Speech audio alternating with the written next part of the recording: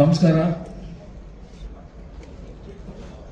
ಇವತ್ತು ನನಗೆ ಭಾಳ ಸಂತೋಷ ಆಗ್ತಾ ಇದೆ. ಯಾಕೆಂದರೆ ಒಂದು ಕಾಲದಲ್ಲಿ ನಮ್ಮಮ್ಮ ಬಂದು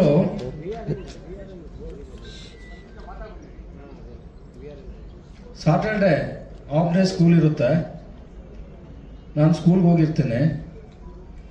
ನಮ್ಮ ತಾಯಿ ಹೂ ಮಾಡ್ತಾ ಇರ್ತಾರೆ. ಹಸು ತಡಿಲಾರ್ದೆ ಸ್ಕೂಲ್ ಹತ್ರ ನಾನು ಕಾಯ್ತಾ ಇರ್ತೀನಿ. ನಮ್ಮಮ್ಮ ಅಲ್ಲಿಂದ ವ್ಯಾಪಾರ ಮಾಡಿಕೊಂಡು ಓಡೋಡಿ ಬಂದು ಇಡ್ಲಿನ ಕೊಡಿಸಿ ತಿನ್ನಿಸ್ಬಿಟ್ಟು ಸ್ಕೂಲಿಗೆ ಕಳಿಸ್ಬಿಟ್ಟು ಅವ್ರು ವ್ಯಾಪಾರ ಮಾಡೋಕ್ಕೆ ಹೋಗ್ತಾರೆ.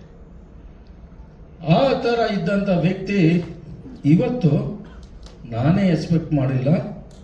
ನಾನು ಈ ರೀತಿ ಬೆಳಿತೀನಿ, ಈ ರೀತಿ ಆಗ್ತೇನೆ, ಎಲ್ಲರೂ ಕೂಡ ಈ ಒಂದು ಸಂದರ್ಭದಲ್ಲಿ ನಾನು ನಿಲ್ತೀನಿ ಅಂತ ಇರಲಿಲ್ಲ. ಆದರೆ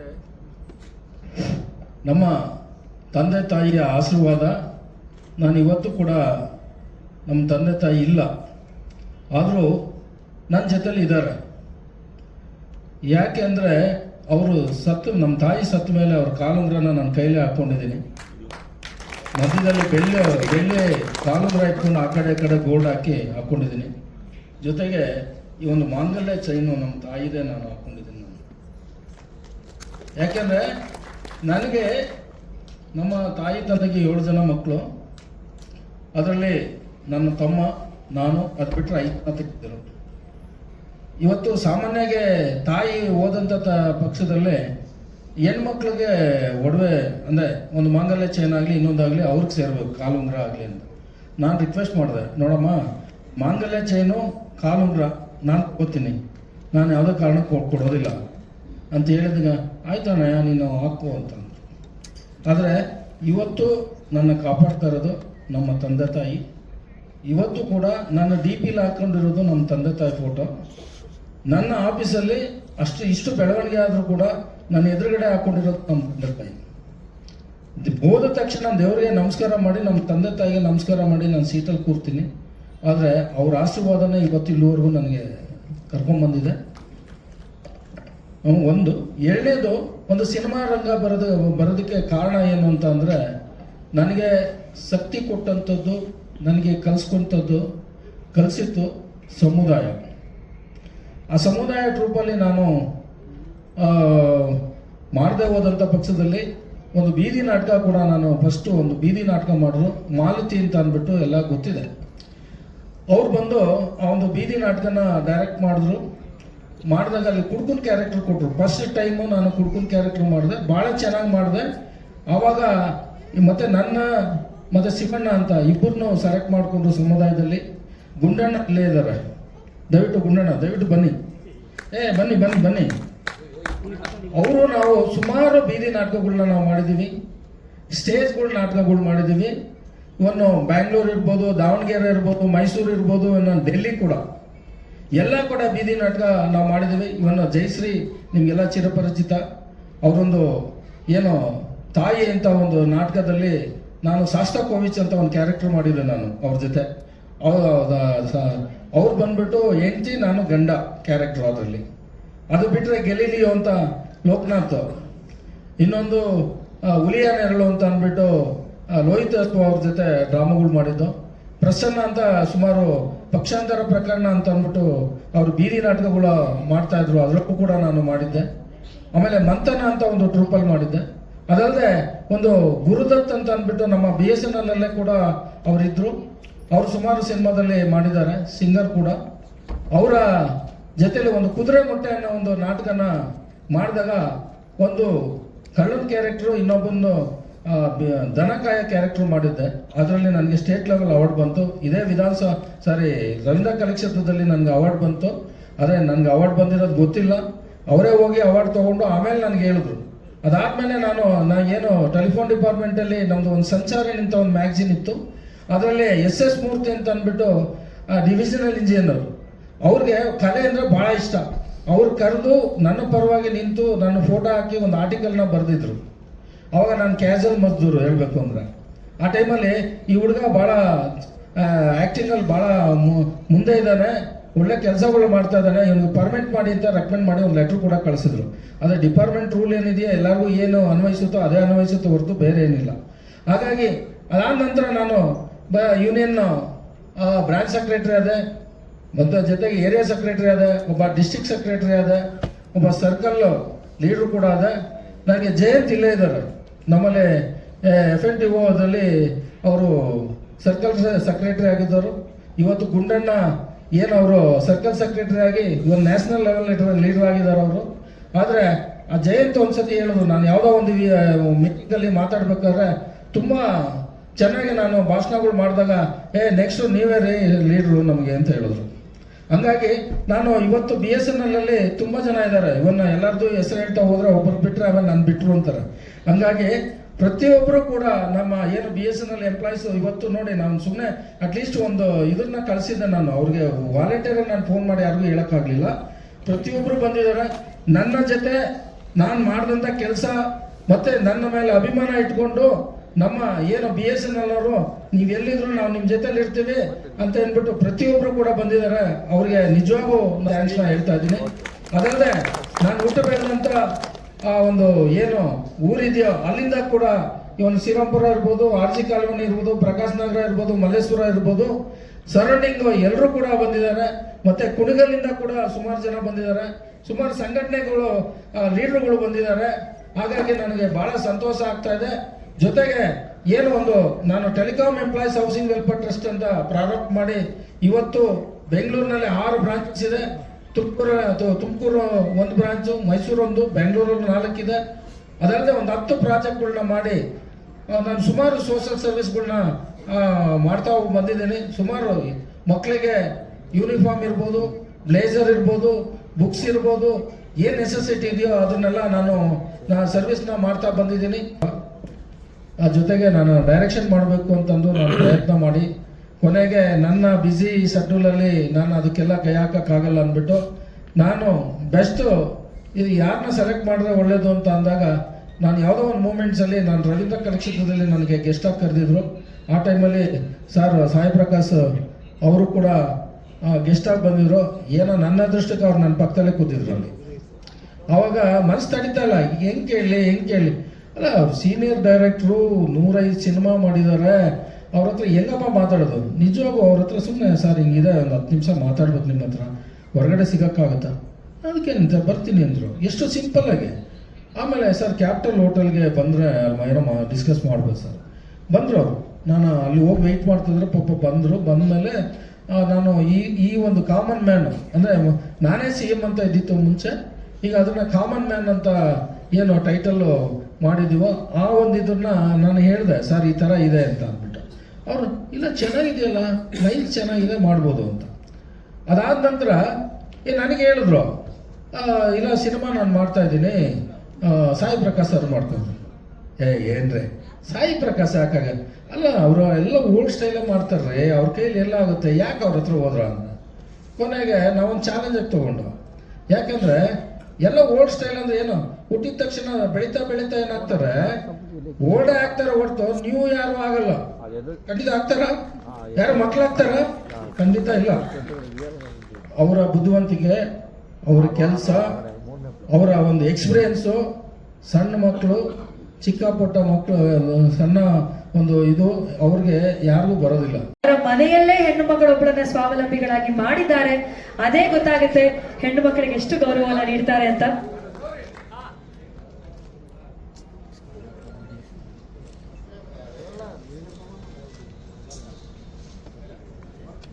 ಆನಿವರ್ಸರಿ ಆಗಿದೆ, ಹಾಗಾಗಿ ಸಾರ್ಗೂ ಒಂದು ನನಗೆ ಅವತ್ತಿಂದ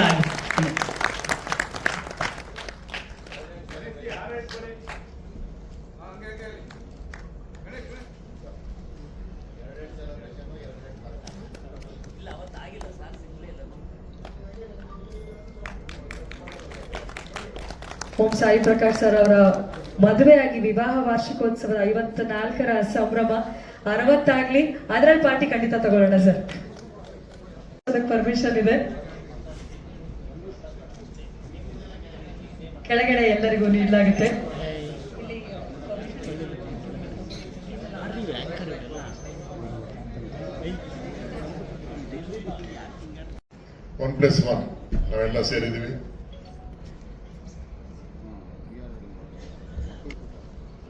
ಸಿನಿಮಾ ಬಗ್ಗೆ ನಿರ್ಮಾಪಕರು ಹೇಳಿದ್ರಿಂದ ನಾವು ಆ ಕಥೆ ಹೇಳೋದು ಸರಿ ಇಲ್ಲ ಅಂತ ಅನಿಸ್ತದೆ. ಕಾಮನ್ ಮ್ಯಾನ್ ಒಬ್ಬ CM ಆದ್ರೆ ಏನ್ ಮಾಡಬಹುದು, ರಾಜಕೀಯದಲ್ಲಿ ಏನಾದ್ರೂ ಆಗ್ಬಹುದು. ಯಾಕಂದ್ರೆ ತಮಿಳುನಾಡು ರಾಜಕೀಯ ನಾವು ನೋಡಿದೀವಿ. ಒಬ್ಬ ಕಲಾವಿದ MGR ಜಯಲಲಿತಾ ಆದ್ಮೇಲೆ ಫುಲ್ ಮೆಜಾರಿಟಿ ಬಂದು ಒಂದು CM ಆಗಿದ್ದಾರೆ. ಆಂಧ್ರದಲ್ಲಿ ಪವನ್ ಕಲ್ಯಾಣ್, NT ರಾಮಾರಾವ್, ಬೇಕಾದಷ್ಟು ಜನ ಕಲಾವಿದರು ರಾಜಕೀಯಕ್ಕೆ ಬಂದರು, ಸೆಕ್ಸ್ ಆಗಿದ್ದಾರೆ. ಬಟ್ ನಮ್ಮ ನಾಯಕ ಎಲೆಕ್ಷನ್ ಅಲ್ಲಿ ನಿಂತ್ಕೊಳ್ಳದೆ ಫಸ್ಟೇ ನಮ್ಮ ಆಂಕರ್ ಮೇಡಮ್ ಹೇಳಿದ್ದಾರೆ, ಎಲೆಕ್ಷನ್ ನಿಂತ್ಕೊಳ್ಳದೆ ಯಾವ ರೀತಿ CM ಆಗಿದ್ದಾರೆ ಅನ್ನೋದೇ ಈ ಕಥೆಯಲ್ಲಿ ಒಂದು ಸಸ್ಪೆನ್ಸ್ ಮ್ಯಾಟರ್.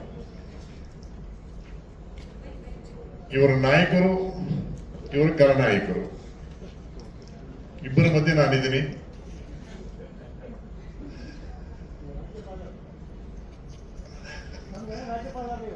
ರಾಜ್ಯಪಾಲರ ಬ್ಯಾಕ್ ಗ್ರೌಂಡ್ ನಾನು ಈ ಸಿನಿಮಾದಲ್ಲಿ ರಾಜ್ಯಪಾಲರಾಗಿ ಅಶೋಕ್ ಅವರು ಮಾಡಿದ್ದಾರೆ. ಜನರಿಗೆ ಇವಾಗ ಏನ್ ಬೇಕು, ಈಗ ಏನ್ ನಡೀತಾ ಇದೆ, ಕರ್ನಾಟಕದ ರಾಜಕೀಯ ಯಾವ ರೀತಿ ಬದಲಾವಣೆ ಆಯಿತು, ಅದೇ ರೀತಿ ಅದು ಏನೂ ಗೊತ್ತಿಲ್ಲ. ನಾವು ಯಾವ ರೀತಿ ಊಹೆ ಮಾಡಿದೆವು ಗೊತ್ತಿಲ್ಲ.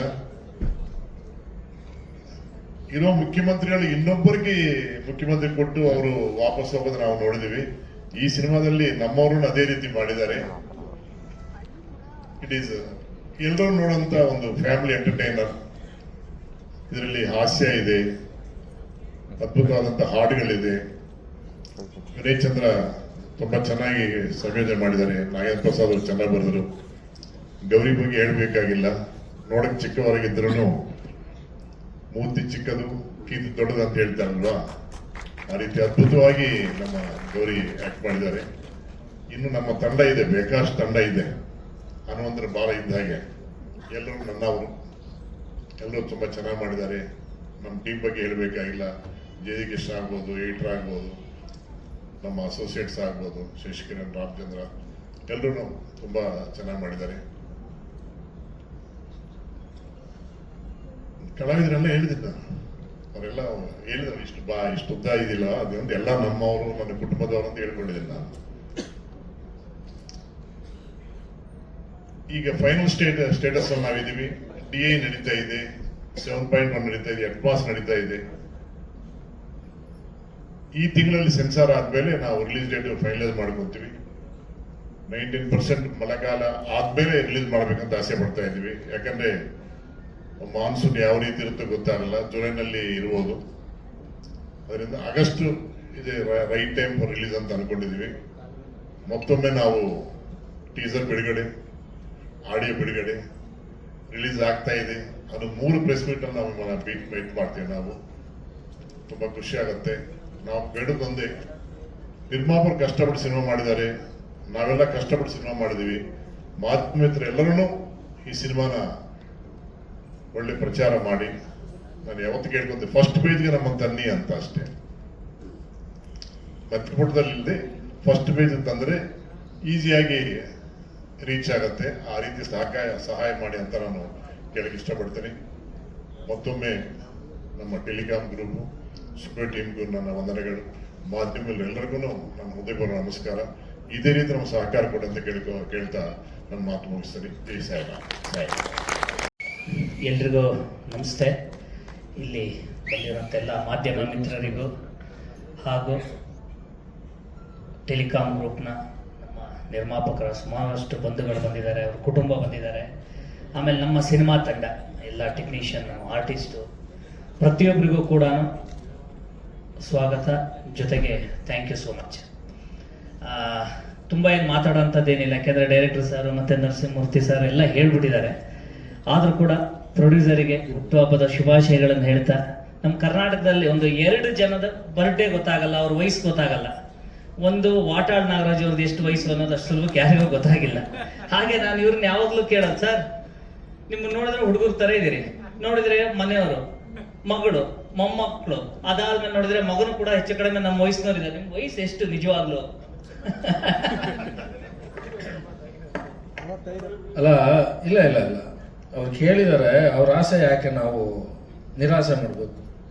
ಆದರೆ ನನಗೆ ಹೌದು, ನಮ್ಮ ಮಿಸ್ಸಸ್ ಇಲ್ಲೇ ಇದ್ದಾರೆ, ನನ್ನ ಮಗಳು, ನನ್ನ ಮಗ, ಅಳಿಯ, ನನ್ನ ಮೊಮ್ಮಗಳು ಕೂಡ ಇಲ್ಲೇ ಇದ್ದಾರೆ. ಆದರೆ ಅವ್ರಿಗೆ ವಯಸ್ಸಾಗುತ್ತೆ, ನನಗೆ ವಯಸ್ಸಾಗಲ್ಲ. ಯಾಕೆಂದ್ರೆ 17 ತುಂಬ 18ಕ್ಕೆ ಬೀಳೋದೇ ಇಲ್ಲ. ನಾನು ಇರೋವರೆಗೂ 18ಕ್ಕೆ ಬೀಳಲ್ಲ. ನಾನು ಯಾರೋ ಎಷ್ಟೇ ವಯಸ್ಸು ಅಂತ ಕೇಳಿದ್ರೆ ತಮಾಷೆ ಹೇಳ್ತೀನಿ, 17 ತುಂಬ ಇನ್ನೂ 18ಕ್ಕೆ ಬಿದ್ದಿಲ್ಲ ಅಂತ. ಕೊನೆವರೆಗೂ ಅದನ್ನೇ ಕಾಪಾಡ್ತೀನಿ ಹೊರ್ತು ಬೇರೆ ಏನು ನಾನು ಹೇಳಕ್ ಹೋಗಲ್ಲ. ಆಯ್ತಾ? Thank you. ಯಾಕೆಂದ್ರೆ ಈ ಕಾಮನ್ ಮ್ಯಾನ್ ಸಿನಿಮಾ ಪ್ರತಿಯೊಂದಕ್ಕೂ ಕೂಡ ಒಂದು ಚಾಲನೆ ಆಗಬೇಕು, ಅದೊಂದು ಒಳ್ಳೆ ರೀತಿಯಲ್ಲಿ ಬರಬೇಕು, ಅನ್ಕೊಂಡು ಟೈಮಿಗೆ ಎಲ್ಲ ಕೆಲಸಗಳಾಗಬೇಕು ಅಂದರೆ ಅದಕ್ಕೆ ಹಣ ಹಾಕಂತ ನಿರ್ಮಾಪಕರೇ ಇಂಪಾರ್ಟೆಂಟ್ ಆಗಿರ್ತಾರೆ. ಆ ಒಂದು ಕೆಲಸನ ಅಚ್ಚುಕಟ್ಟಾಗಿ ನಮ್ಮಂಥವ್ರು ಎಲ್ಲರಿಗೂ ಅವಕಾಶ ಮಾಡಿಕೊಟ್ಟಂತಹ ನರಸಿಂಹಮೂರ್ತಿ ಸರ್ಗೆ ಇನ್ನೊಮ್ಮೆ ಬರ್ಡೇನ ವಿಶ್ ಮಾಡ್ತಾ, ಅವರು ಕಲಾವಿದರು ಕೂಡ ಹೌದು, ಅವರು ತುಂಬ ಅವಾಗಲೇ ಹೇಳಿದರು ನಾಟಕ ಟ್ರೂಪ್ಗಳಲ್ಲೆಲ್ಲ ಮಾಡಿದ್ರು ಅಂತ. ತುಂಬ ನೀವು ಆ ಸಿನಿಮಾ ನೋಡಿದಾಗ ಅವರ ಪಾತ್ರ, ಆ ಪಾತ್ರದಲ್ಲಿ ಅವ್ರು ನಿಭಾಯಿಸಿದ ರೀತಿ ಅದು ಗೊತ್ತಾಗುತ್ತೆ.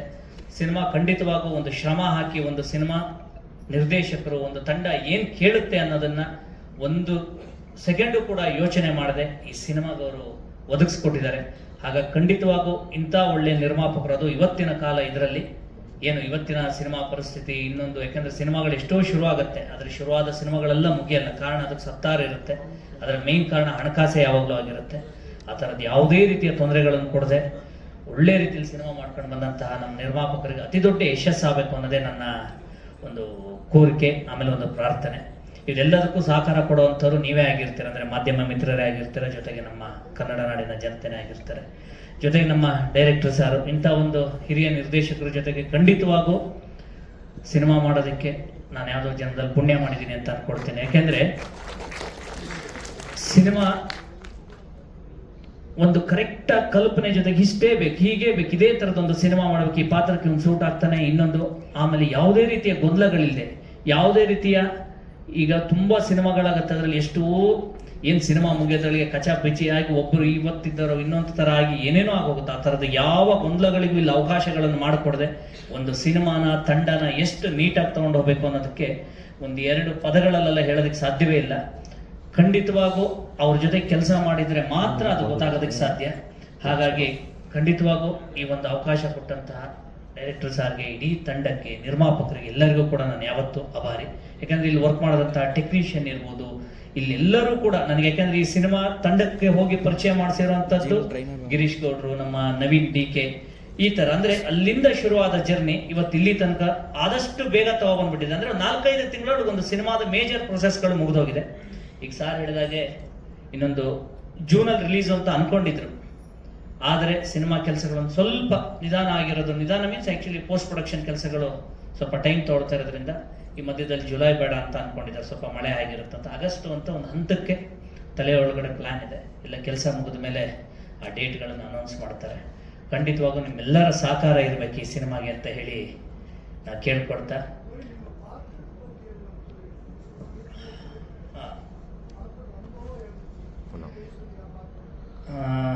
ನಿಜವಾಗ್ಲೂ ನನ್ನ ಕತೆ ಕೇಳಿದಾಗ ಸೀರಿಯಸ್ಲಿ ನಾನು ಅವತ್ತು ಹೇಳಿದೆ ಇದನ್ನ, ಅದಕ್ಕಾಗಿ ಕೆರೆ ಬೇಟೆ ಆದ್ಮೇಲೆ ನಾನು ಕೂಡ ಒಂದು ಒಳ್ಳೆ ಸಿನಿಮಾ ಮಾಡಬೇಕು.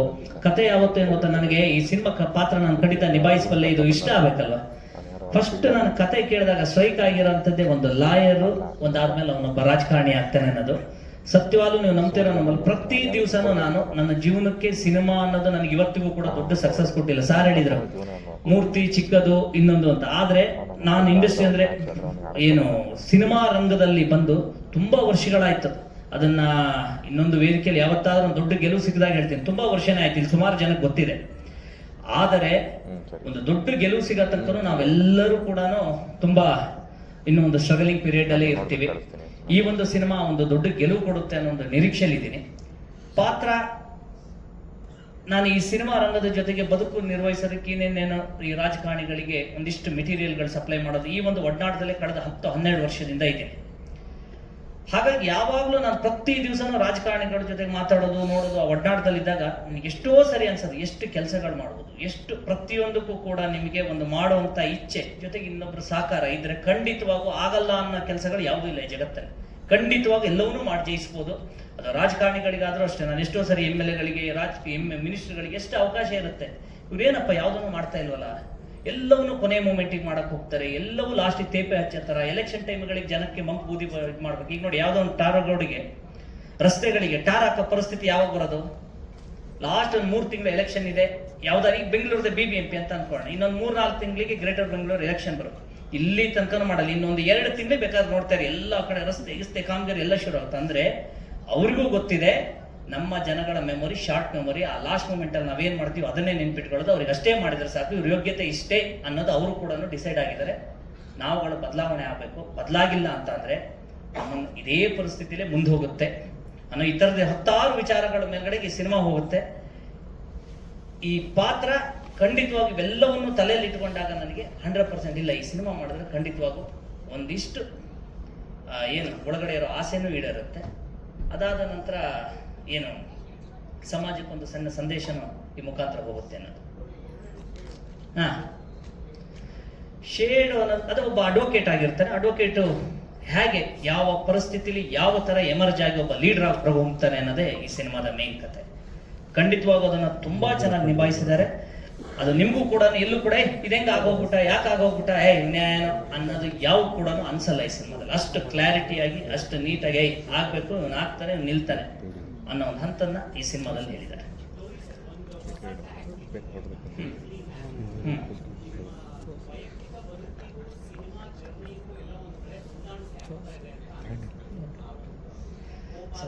ನಾನು ಯಾವಾಗ್ಲೂ ಅಷ್ಟೇ, ಕೋಪ ತಾಪ ಯಾವಾಗ್ಲೂ ಹಿಂಗ್ ಗೊತ್ತಾ ನನಗೆ ಸಣ್ಣ ವಯಸ್ಸಿಂದನೂ ಯಾವ್ದಾದ್ರು ಒಂದು ತಪ್ಪು ಕಂಡು ಅಂದ್ರೆ ನನಗೆ ಅಷ್ಟು ಸುಲಭಕ್ಕೆ ನಾನು ಅದನ್ನ ತಡ್ಕೊಂಡಿರೋದೇ ರಪ್ಪನ ಅದಕ್ಕೆ ರಿಯಾಕ್ಟ್ ಮಾಡೋಂಥ ಕ್ಯಾರೆಕ್ಟರ್ ನಾನು.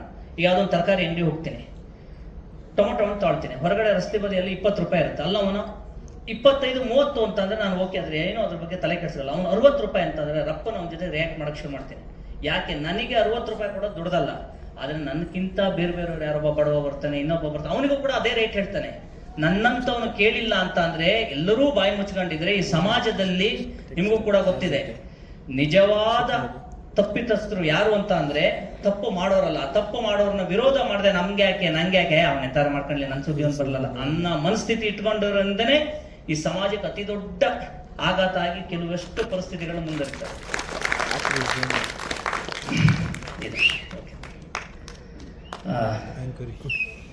ಓಕೆ ಅಂತ ಅನ್ಕೊಳ್ತೇನೆ ಎಲ್ಲ ರೀತಿಯಲ್ಲೂ. ತಂಡದ ಬಿಗ್ಗೆಸ್ಟ್ ಸ್ಟ್ರೆಂತ್ ಈ ಸಿನಿಮಾ ಆಗಿರೋದಕ್ಕೆ ನೀವು ಮೂಲ ಕಾರಣ ಸರ್, ಕತೆ ಬರೆಯೋದ್ರಿಂದ. ಎರಡನೇದಾಗಿ Sai Prakash sir, thank you very much. ಈ ಸಿನಿಮಾದಲ್ಲಿ ಒಳ್ಳೆ ಹಾಡುಗಳ ಮೂಲಕ್ಕೆ ಫಸ್ಟ್ ಫೇಸ್ ನಾವೆಲ್ಲ ಪ್ರೆಸ್ ಅವ್ರು ಮೀಟ್ ಆಗಿದ್ದಾಗ ಫಸ್ಟ್ ಫೇಸ್ ಅಲ್ಲಿ ಹಾಡುಗಳ ಬಗ್ಗೆ ಮಾತಾಡ್ತಾರೆ. ಸೊ ಇವಾಗ ನಾವು ಆ ಕೊನೆ ಹಂತಕ್ಕೆ ಬಂದಿದ್ದೀವಿ, ವೇರ್ ಸಿನಿಮಾದ ಬ್ಯಾಕ್ಗ್ರೌಂಡ್ ಸ್ಕೋರ್ ಫಿನಿಶ್ ಮಾಡಿ ಫೈನಲ್ ಮಿಕ್ಸಿಂಗ್ ಅಲ್ಲಿ ಕೂತಿದ್ದೀವಿ. ಸೊ ಮೊದಲನೇದಾಗಿ ಈ ಸಿನಿಮಾದಲ್ಲಿ ತುಂಬಾ ಎಲಿವೇಶನ್ ಜಾಗಗಳಿದೆ, ಬಿಕಾಸ್ ತುಂಬಾ ಏನಂತಾರೆ ಆಡಿಯನ್ಸ್ಗೆ ಎಕ್ಸೈಟ್ ಆಗುವಂತ ಸುಮಾರು ಜಾಗಗಳಿದೆ. ಸೊ ಅಂತ ಒಂದು ಸೂಪರ್ ಜಾಗಗಳು ಗುರುಗಳು ನಮ್ಗೆ ಕ್ರಿಯೇಟ್ ಮಾಡಿಕೊಟ್ಟಿದ್ದಾರೆ, ಸಿನಿಮಾದಲ್ಲಿ ನಮ್ಗೆ ಚೆನ್ನಾಗಿ ಮಾಡುವಂತ ಅವಕಾಶ ಮಾಡಿಕೊಟ್ಟಿದ್ದಾರೆ. ಇನ್ನೊಂದು ಈ ಸಿನಿಮಾಕ್ಕೆ 2 ಪಿಲ್ಲರ್ಸ್ ತುಂಬಾ ಸ್ಟ್ರಾಂಗ್ ಆಗಿರೋದ್ರಿಂದ ಸಿನಿಮಾ ಎಲ್ಲೂ ಅವಾಗಲೇ ನಾವು ಮಾತಾಡ್ದಂಗೆ ಎಲ್ಲೂ ಕೂಡ ಗೌರಿ ಸರ್ ಹೇಳಿದ್ರು ಎಲ್ಲೂ ಒಂದ್ಸಲಿ ಹಿಂಗೆ ಅಲ್ಲಾಡ್ಲಿಲ್ಲ, ಬಿಕಾಸ್ 2 ಪಿಲ್ಲರ್ಸ್ ಅಷ್ಟು ಸ್ಟ್ರಾಂಗ್ ಆಗಿದೆ.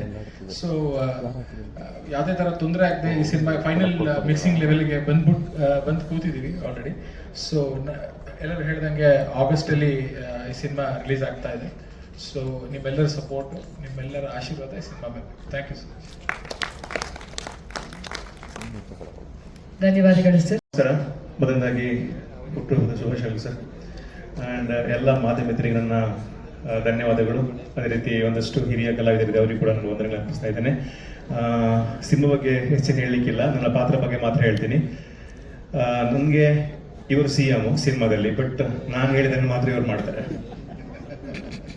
ಆ್ಯಂಡ್ ಒಂದು ರಿಕ್ವೆಸ್ಟ್ ಇದೆ ಸರ್, ಈ ಸಿನಿಮಾದಲ್ಲಿ ಡೈಲಾಗ್ ಇತ್ತು ನನಗೆ, ಅಂದರೆ ಆ CMಗೆ ಒಂದು ಆಫರ್ ಕೊಡ್ತಾ ಇರ್ತೀನಿ, ಒಂದು ಸೈಟು, ಆಡಿ, ಕಾರು, ಅದು ಇದೊಂದು ಆಫರ್ ಕೊಡ್ತಿದ್ದೀನಿ ಸರ್. ಈ ಸಿನಿಮಾ ಗೆದ್ರೆ ಅದೆಲ್ಲ ನನಗೆ ಕೊಡ್ಬೇಕು ಸರ್ ನೀವು. ಆ್ಯಂಡ್ ಇನ್ನೊಂದು ಸಿನಿಮಾ ಮಾಡ್ಬೇಕು ನೀವು, ಕತೆ ಬರ್ತಿದ್ದೀನಿ, ನಾನೇ ರಾಂಪ ಅಂತ. ಅದನ್ನು ಮಾಡೋಣ. Thank you so much. ಇನ್ನೊಂದು ಖುಷಿಯ ವಿಚಾರ ಅಂತಂದ್ರೆ, ನಾನು ಕನಸಿನಲ್ಲಿ ಕೂಡ ಎನಿಸಿರ್ಲಿಲ್ಲ ನಾನು ಸಾಯಿ ಪ್ರಕಾಶ್ ಅವರ ನಿರ್ದೇಶನ ಒಂದು ಕಲಾವಿದನಾಗಿ ಒಂದು ತೆರೆ ಮುಂದೆ ಬರ್ತೀನಿ ಅಂತ ಹೇಳಿ. Thank you so much for that. And Ramachandra ಅವರಿಗೆ ಥ್ಯಾಂಕ್ಸ್ ಹೇಳಲಿಕ್ಕೆ ಇಷ್ಟಪಡ್ತೀನಿ, ಬಿಕಾಸ್ ಅವ್ರನ್ನ ಕಾಲ್ ಮಾಡಿ ಹೇಳಿರೋದು. ಈ ಸಿನಿಮಾಕ್ಕೆ ಒಂದು ಒಳ್ಳೆ ಪಾತ್ರ ಕೊಟ್ಟಿದ್ದಕ್ಕೆ ನಮ್ಮ ಪ್ರೊಡ್ಯೂಸರ್ ಸರ್ಗೆ ಅಂಡ್ ಇಡೀ ತಂಡಕ್ಕೆ, ಟೆಕ್ನಿಕಲ್ ಟೀಮಿಗೆ ಎಲ್ರಿಗೂ ಥ್ಯಾಂಕ್ಸ್ ಹೇಳಲಿಕ್ಕೆ ಇಷ್ಟಪಡ್ತೀನಿ. ಅಂಡ್ ನಮ್ಮ ಹೀರೋ ಸರ್ ತುಂಬಾ ಸಪೋರ್ಟ್ ಮಾಡಿದ್ರು ನನಗೆ ಈ ಒಂದು ಸಿನಿಮಾದಲ್ಲಿ. Thank you everyone. Thank you.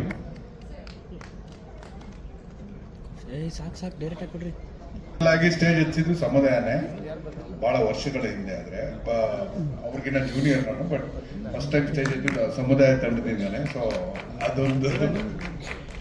And sir, ನಮ್ಮ ಲೆಜೆಂಡ್ರಿ ಸಾಯಿ ಪ್ರಕಾಶ್ ಸರ್ 106ನೇ ಚಿತ್ರ ಸರ್. ನಾನು ನಿಮ್ಮ ಹೆಸರು ಕೇಳಿದ ತಕ್ಷಣ ಒಪ್ಕೊಂಡ್ಬಿಟ್ಟೆ ಸರ್, ಮಿಕ್ಕಿದೇನು ಮಾತಾಡಿರಲಿಲ್ಲ. It's such a legend. ಅವ್ರ ಒಂದು ಅನುಭವ ಹೇಳ್ಬೇಕು.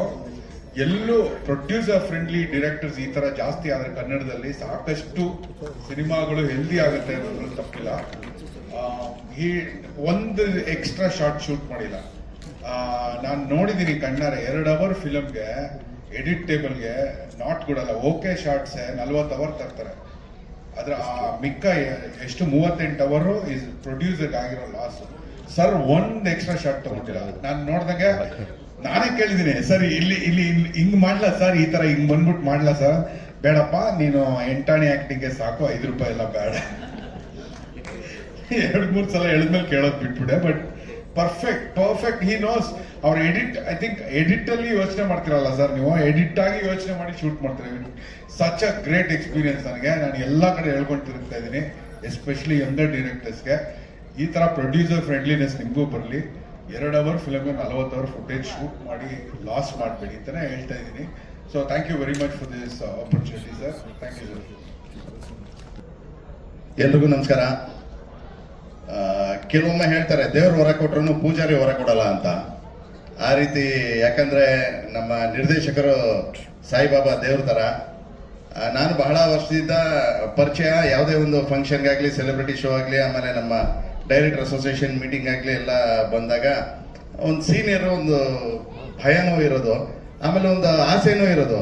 ಸಾಯಿ ಪ್ರಕಾಶ್ ಸರ್ ಸಿನಿಮಾದಲ್ಲಿ ಎಲ್ಲೋ ಒಂದೇ ಒಂದು ಸೀನ್ ಬಂದು ಹೋದ್ರೂ ಎಲ್ಲೋ ಒಂದು ಸಮಾಧಾನ ಅಂತ. ಅದೇ ರೀತಿ ರಾಮಚಂದ್ರ ಅವ್ರಿಗೂ ನಾನು ಕೇಳಿದ್ದೆ, ಸರ್ದು ಒಂದು ಸಿನಿಮಾ ಶುರು ಆಗ್ತಿದೆ ಅಂತ.